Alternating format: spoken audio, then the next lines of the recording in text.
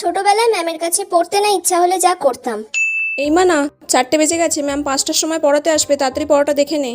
ও মা, আজকে না বাইরে খুব বৃষ্টি হচ্ছে, তুমি ম্যামকে একবার ফোন করে বলে দাও না আজকে পড়বো না, আমার পড়তে ভালো লাগছে না। বৃষ্টি পড়ছে?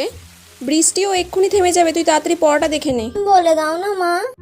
ঠিক আছে, যদি বেশি বৃষ্টি হয়, বেশি বৃষ্টি পড়ে, আমি ম্যামকে আসতে বারণ করে দেবো। আচ্ছা ঠিক আছে।